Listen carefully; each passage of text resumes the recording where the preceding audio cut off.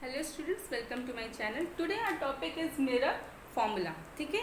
So what is mirror formula? It is a relationship between focal length, image distance and object distance. ठीक है. The relationship between focal length, image distance and object distance is known as the mirror formula. इन्हीं चीज़ों के बीच में जो relationship होती है उसी को हम लोग बोलते हैं मिरर फॉर्मूला. ठीक है. अब देखिए, वैसे तो मिरर फॉर्मूला की प्रूविंग भी होती है, बट क्लास 10th के सिलेबस में हम प्रूविंग नहीं है. प्रूविंग आपकी हायर क्लासेस में होंगी, तो यहाँ पे डायरेक्ट हम लोग मिरर फॉर्मूला पढ़ेंगे. ठीक है. So the mirror formula is 1/f is equal to 1/v plus 1/u. This is our mirror formula. Very important for solving the numericals. ठीक है. न्यूमेरिकल सॉल्व के लिए बहुत इंपॉर्टेंट है. इस पे न्यूमेरिकल्स एग्जाम में जरूर आता है. ठीक है. अब देखिए, एक एक करके समझते हैं. What is f? f is the focal length. f क्या है आपका? f is the focal length. ठीक है. v is the image distance. v क्या होगा? It is the image distance. u is the object distance. एक चीज मैं आपको और बता दूं, मैंने आपको पहले भी बताया होगा कि जो भी डिस्टेंस हम मेजर करते हैं, whether we will measure the distance of focal length, whether we will measure image distance और object distance, we will always consider it from the pole. ठीक है. सारे डिस्टेंस कहाँ से लिए जाते हैं?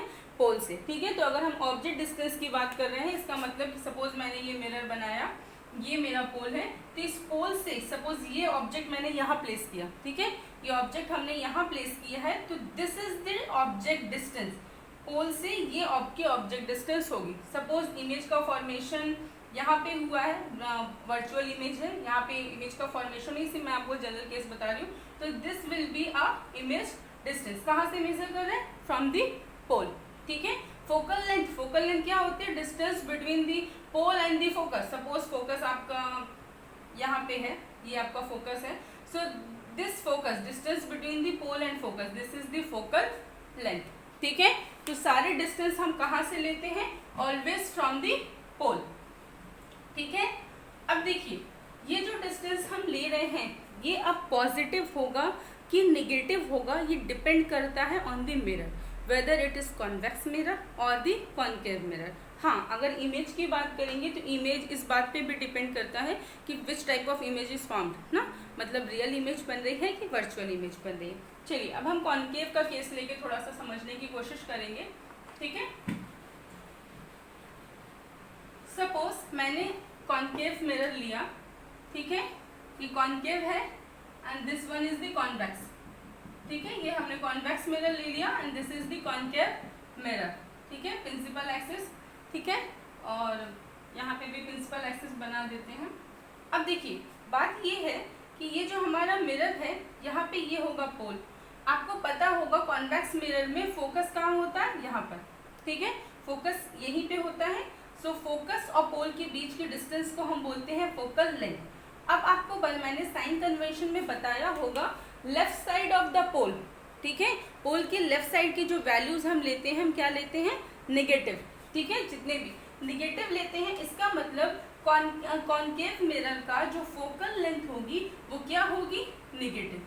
कॉन्केव की जो फोकल लेंथ होगी निगेटिव. अब ये क्या है? This is the convex. Convex में फोकस यहाँ पर होता है, तो और ये होगा pole. So this is the focal length. और ये क्या है? पोल से राइट साइड की डिस्टेंस. पोल से राइट साइड की डिस्टेंस हम क्या लेते हैं?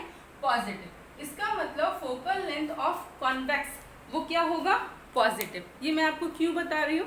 बिकॉज जब भी आप न्यूमेरिकल सॉल्व करोगे, आपको अगर ये नहीं पता कि फोकल लेंथ आपको पॉजिटिव रखनी है कि निगेटिव रखनी है, या फिर ऑब्जेक्ट डिस्टेंस आपको पॉजिटिव लेना है कि निगेटिव लेना है, आप क्वेश्चन सॉल्व नहीं कर पाएंगे, मतलब ईजिली आपका आंसर नहीं आएगा. ठीक है.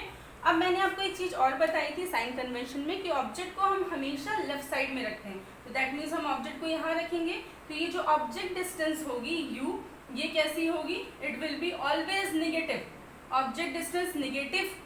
लेफ्ट साइड, कॉन्वेक्स के केस में भी हम लेफ्ट साइड में ही रखेंगे, तो यहाँ पे भी जो ऑब्जेक्ट डिस्टेंस होगी वो निगेटिव होगी. अब रही बात इमेज डिस्टेंस की, इतना समझ में आया?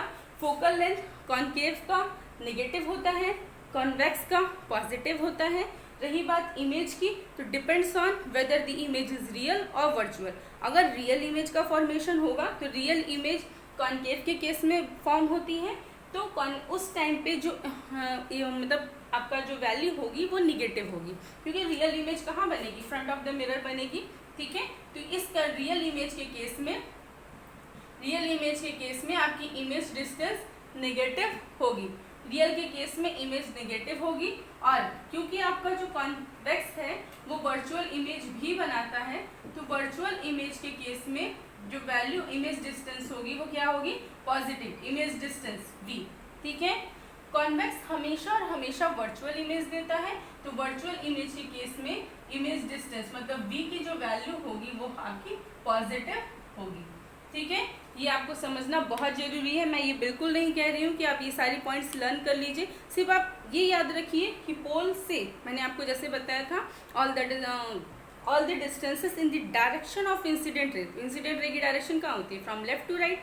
सो पोल से राइट साइड की वैल्यूज पॉजिटिव रखनी है। अगर फोकल लेंथ पोल से राइट साइड में पड़ रहा है तो वैल्यू आपको पॉजिटिव रखनी है, लेफ्ट में पड़ रहा है तो वैल्यू आपको नेगेटिव रखनी। उसी तरह से इमेज आपकी पोल से राइट में है कि लेफ्ट में है, ये आप देख के आप ऑटोमेटिक मतलब अंदाज़ा लगा सकते हो कि यहाँ पे क्या पुट करना है। ठीक है, तो होपफुली आपको ये सारे पॉइंट समझ में आ गए होंगे।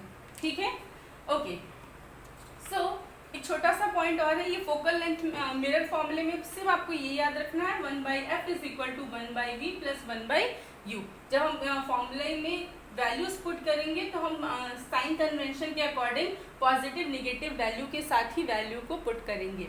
ठीक है, अगर हम फोकल लेंथ की वैल्यू रख रहे हैं तो हम देख के रखेंगे कि वो कॉन्केव मिरर है कि कॉन्वेक्स मिरर है, पॉजिटिव रखना है कि निगेटिव, ये नहीं कि आप डायरेक्ट वैल्यू पुट कर दो, नो। ठीक है, आप साइन कन्वेंशन के अकॉर्डिंग वैल्यूज की पॉजिटिव निगेटिव वैल्यू पुट करेंगे। ठीक है, okay. Now our next point is magnification. ठीक है, वैसे आपने मैग्निफिकेशन के बारे में आपको मालूम भी होगा, मैग्निफिकेशन ग्लास भी होती है, क्या काम होता है उसका, किसी भी ऑब्जेक्ट को मैग्नीफाई करना। ठीक है, चलिए देखते हैं magnification in case of spherical mirror. Magnification, किसका मैग्निफिकेशन हम लोग पढ़ रहे हैं, magnification produce by mirrors. Mirrors जो मैग्निफिकेशन प्रोड्यूस करते हैं उसके बारे में हम लोग डिस्कस करेंगे। फर्स्ट ऑफ ऑल मैग्निफिकेशन होता क्या है। ठीक है, ये जो हमने वर्ड यूज किया है मैग्निफिकेशन, वो होता क्या है। ठीक है, जो इमेज का फॉर्मेशन हो रहा है, ठीक है, जब भी हम ऑब्जेक्ट को प्लेस करते हैं मिरर के पास, ठीक है, तो जो इमेज का फॉर्मेशन होगा, ठीक है, उसकी साइज या तो ऑब्जेक्ट से लार्ज होगी या तो फिर स्मॉल होगी, यही होता है। हमने पढ़ा भी है जब हम लोग रे डायग्राम्स पढ़ रहे थे।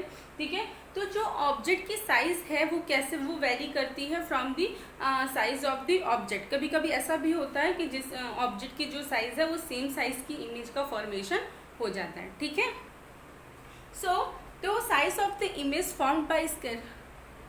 हाँ, तो ये जो मतलब इमेज का साइज, मैंने आपको बोला कि इमेज का जो साइज है वो लार्जर भी हो सकता है, स्मॉलर भी हो सकता है, same size of the object भी हो सकता है। ये किस चीज़ पे डिपेंड करता है, it depends on the position of the object. मैंने आपको बताया था जब रे डायग्राम पढ़ाया होगा कि जैसे जैसे हम ऑब्जेक्ट को मिरर के पास लेके जाते हैं, ठीक है, इमेज दूर होती जाती है, इमेज दूर होती जाती है और इनलार्ज होती जाती है, मतलब उसका साइज इंक्रीज होता जाता है। ठीक है, so it depends on the position of the object. जो ऑब्जेक्ट का साइज, सॉरी, जो इमेज का साइज है, it depends on the position of the object. ठीक है, the size of the image किस पे डिपेंड कर रही है,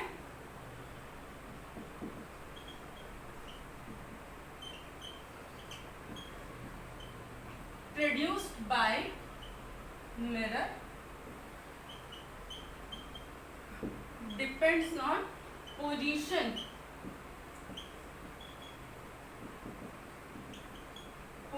ऑफ ऑब्जेक्ट। ऑब्जेक्ट की पोजीशन पर डिपेंड करती है आपकी साइज ऑफ द इमेज। ठीक है, सो मैग्निफिकेशन क्या होता है, the relative size of the image ठीक है। To the size of the object is known as magnification, मतलब ऑब्जेक्ट के रिस्पेक्ट में जो आपकी इमेज की जो भी साइज का फॉर्मेशन हो रहा है उसी को हम लोग बोलते हैं मैग्निफिकेशन, ठीक है। The relative size of the image from the object, मतलब ऑब्जेक्ट की वजह से इमेज की जो साइज हो रही है, साइज का फॉर्मेशन हो रहा है, ठीक है, उसको हम लोग बोलते हैं मैग्निफिकेशन। या फिर सिंपल टर्म्स में आपको मैं बोलूँ सो मैग्निफिकेशन, सिंपल टर्म्स, इससे सिंपल टर्म कुछ नहीं होगा। Magnification is the ratio, magnification is the ratio of height of the image, height of the image to the height of object, ठीक है। ऑब्जेक्ट की कुछ ना कुछ हाइट होगी।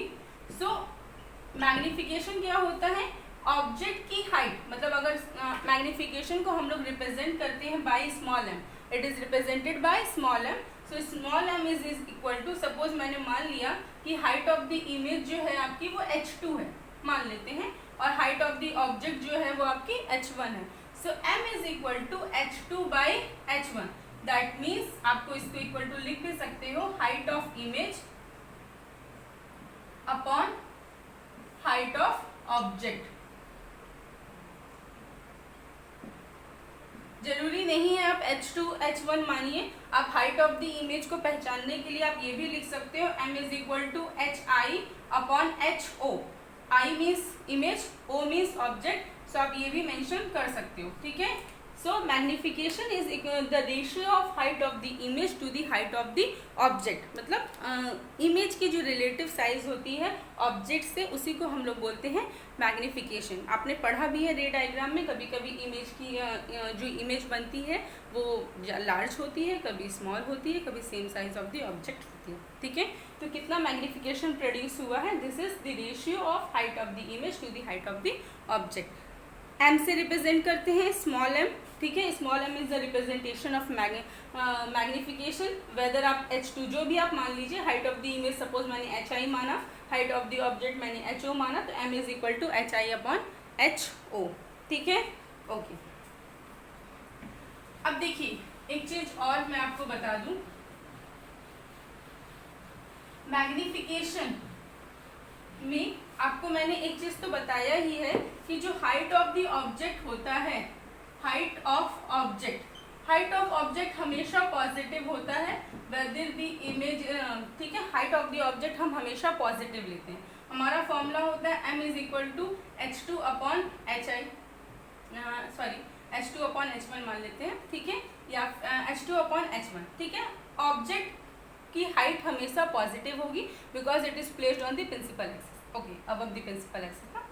अब हम बात करते हैं इमेज की। अगर रियल इमेज है, कैसी इमेज है, रियल, अगर रियल इमेज होगी तो height of the object, sorry height of the image जो होगी, क्या होगी, height of image. Real image के केस में हाइट ऑफ जो इमेज आपकी फॉर्मेशन होगा इट विल बी निगेटिव, क्या होगा, निगेटिव, मतलब h1 की जो वैल्यू आएगी वो क्या आएगी, निगेटिव। किस केस में, रियल इमेज के केस में। रियल इमेज के केस में जो हाइट ऑफ इमेज होगी वो नेगेटिव होगी, और वर्चुअल इमेज के केस में, वर्चुअल इमेज में जो इमेज बनती है वो कैसी बनती है, erect. So height of image होगी वो क्या होगी, इट विल बी पॉजिटिव, ठीक है। सो अगर हम यहीं से मैग्निफिकेशन निकालें तो रियल इमेज के केस में जो मैग्निफिकेशन की वैल्यू आएगी h2 तो पॉजिटिव ही रहेगा, बट h1 हमारा निगेटिव हो जाएगा। इट मीन्स जो मैग्निफिकेशन आएगा वो निगेटिव है। तो जब मैग्निफिकेशन निगेटिव आ रहा है इसका मतलब कि जो इमेज बन रही है वो रियल है, मतलब कभी कभी आपको मैग्निफिकेशन भी दे सकता है। तो ये याद रखिए कि अगर नेगेटिव मैग्निफिकेशन जो है उसकी वैल्यू नेगेटिव है, इसका मतलब जो इमेज का फॉर्मेशन हुआ है वो रियल। क्यों रियल, मैंने अभी आपको बताया, हाइट ऑफ ऑब्जेक्ट, हाँ अच्छा सॉरी मैंने गलत बता दिया, ये हाँ यहाँ पे निगेटिव नहीं रखना चाहिए था, यहाँ पे निगेटिव, इसीलिए मैं आई रखती हूँ, ज़्यादा बेटर है, याद रहता है। hi अपॉन ho, hi का मतलब हाइट ऑफ इमेज और ho का मतलब हाइट ऑफ ऑब्जेक्ट, ठीक है, गलत कुछ नहीं है, बस इमेज हाइट ऊपर रहती है, ठीक है। तो हमने अभी क्या बोला कि रियल इमेज के केस में जो हाइट ऑफ इमेज होगी वो नेगेटिव होगी, और हाइट ऑफ ऑब्जेक्ट तो हमेशा पॉजिटिव होता है, मतलब HO तो आपका हमेशा पॉजिटिव रहने वाला है। और वर्चुअल के केस में हाइट ऑफ इमेज क्या होगी, नेगेटिव होगी। तो अगर आप रियल इमेज के केस में मैग्नीफिकेशन निकालोगे, रियल इमेज के केस में, तो मैग्नीफिकेशन की वैल्यू क्या आएगी, नेगेटिव, माइनस और नीचे प्लस है, ठीक है, ओके। बट अगर आप वर्चुअल इमेज के केस में आप अगर मैग्नीफिकेशन निकालोगे तो वो क्या होगा, दोनों वैल्यूज पॉजिटिव हैं, तो मैग्नीफिकेशन की जो वैल्यू आएगी वो पॉजिटिव आएगी। इसका मतलब ये कि अगर मैग्नीफिकेशन पॉजिटिव आ रहा है तो जो आपकी इमेज है वो वर्चुअल है, और अगर मैग्नीफिकेशन आपका नेगेटिव आ रहा है इसका मतलब जो इमेज का फॉर्मेशन है वो कैसी है, रियल, ठीक है।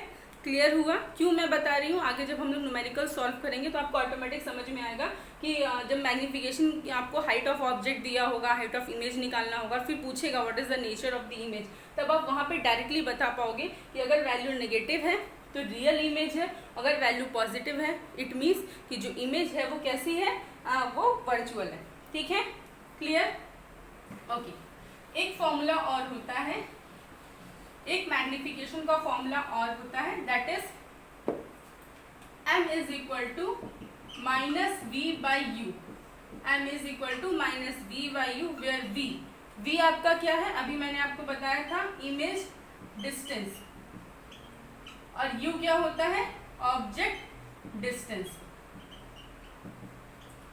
ठीक है। और एक फॉर्मूला हमने क्या पढ़ा है, HI अपॉन HO, मतलब height of image upon height of object. अगर हम दोनों को इक्वेट करें तो एक नया फॉर्मूला बनता है HI upon HO is equal to minus V by u, height of image upon height of object is equal to negative sign of image distance upon object distance, ठीक है, ठीक है। So this is the another formula, this formula is also very helpful while solving the numerical. किस तरह helpful होगा, इस पे based हम सारे न्यूमेरिकल्स जब सॉल्व करेंगे तब आपको चीज़ें समझ में आ गई होंगी, ठीक है। आई होप आपको अभी तक ये सारे पॉइंट समझ में आए हैं। क्या क्या हम लोग ने डिस्कस किया, mirror formula 1/f is equal to 1/v plus 1/u, then magnification होता क्या है, it is the ratio of height of the image to the height of the object, ठीक है।